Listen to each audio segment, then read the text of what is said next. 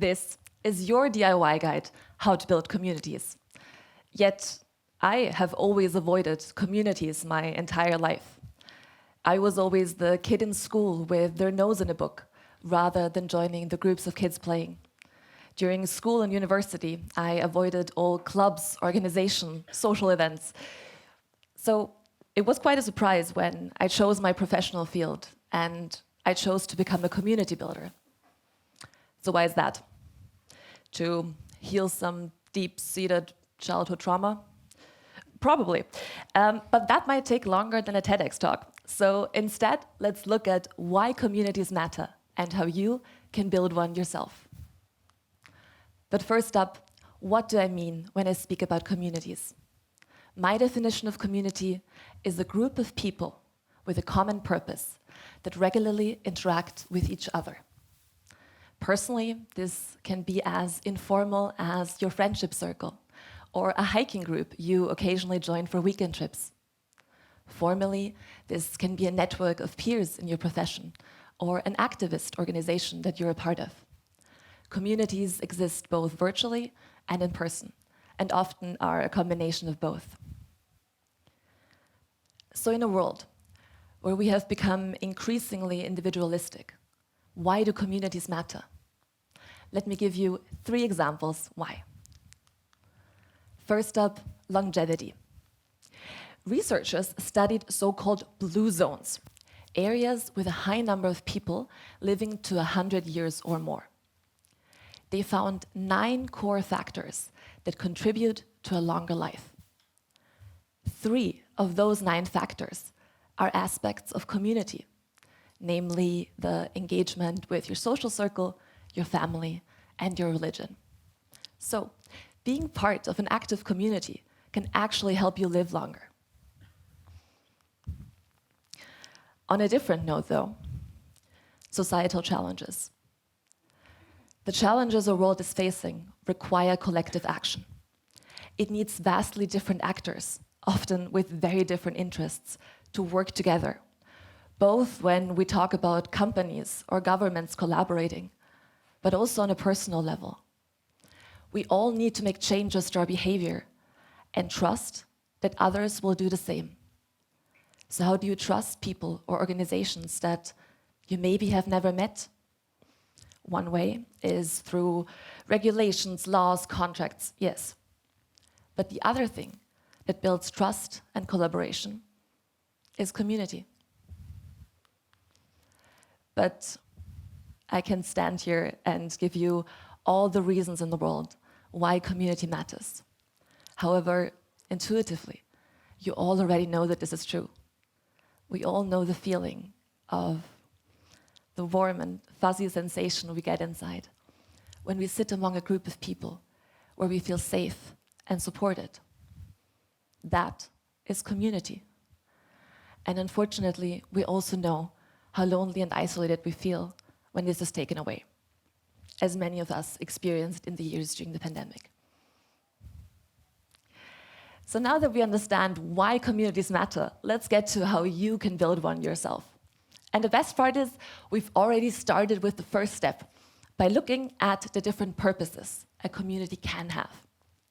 Because when it comes to community building, I like to follow another fantastic TED Talk by Simon Sinek. Start with why.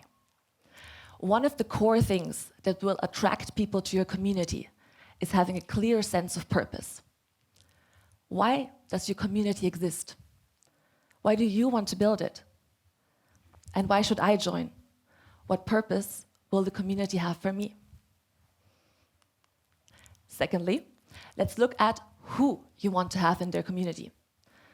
What are the person that you're looking to attract? What are their interests, their motivations, their fears and desires? How do they spend their time? The better you know who you're looking to attract in your community, the better you can tailor the content and structure, which is exactly what we're going to do now. In order to build your own community, I have 3 golden R's for you: rituals, rhythm, and rules. Let's take them one by one. First up, rituals. Rituals are specific experiences, that everyone in your community goes through, and that can often mark milestones. If you are building a professional community, this could be celebrating whenever a new member joins. Maybe they sign a community declaration, or they receive a little gift. Maybe everyone meets at a big conference each year. In your personal community or friendship circle, maybe you celebrate your birthdays in a special way, or plan a yearly getaway. We humans bond over shared experiences. By creating rituals, you make sure that everyone in your community shares at least one common moment with each other. To make your rituals even more effective, let's talk about our second golden R, rhythm. So first, a disclaimer. I cannot clap along to a beat to save my life. So maybe I'm the wrong person to speak to you about rhythm. But I do know a thing or two about rhythm in community building. Because here, rhythm just means that certain things happen regularly. This can be an after-work drink every Tuesday with your fellow female entrepreneurs, a monthly book club, or your annual local TEDx event. It just means that on a given day, time, month, you can expect certain things to happen in your community. This gives us a sense of stability and predictability, but it also fosters a feeling of belonging. If certain things happen regularly, and I can count on that, it doesn't matter if I'm the newest or least active member of a community. I can show up and know that I belong.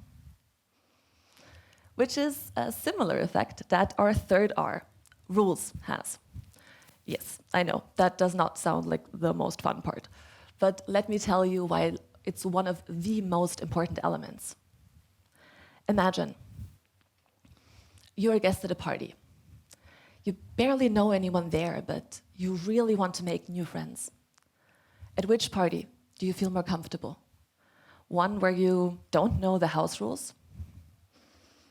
Shoes on or shoes off? Is this a costume party or an after-work networking? Or one where you know exactly what's expected of you, where you can confidently walk in, kick off your shoes, go to the kitchen to grab a drink, because you know your host wants you to feel right at home. That is the power of rules. Every community operates by implicit guidelines on how we behave with each other.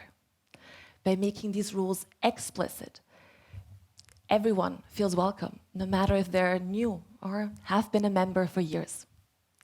Plus, rules structure how we interact with each other in a community, so you can make sure that your community's practices continue to reflect your why. Speaking of why, this and a lot more was why I, a natural individualist, chose to become a community builder. But at its core, it's because we now need community more than ever. It's the fabric that binds us together, even in times of crisis. And I hope that today, you leave with the tools to bring more community into your life, whatever that looks like for you. Thank you.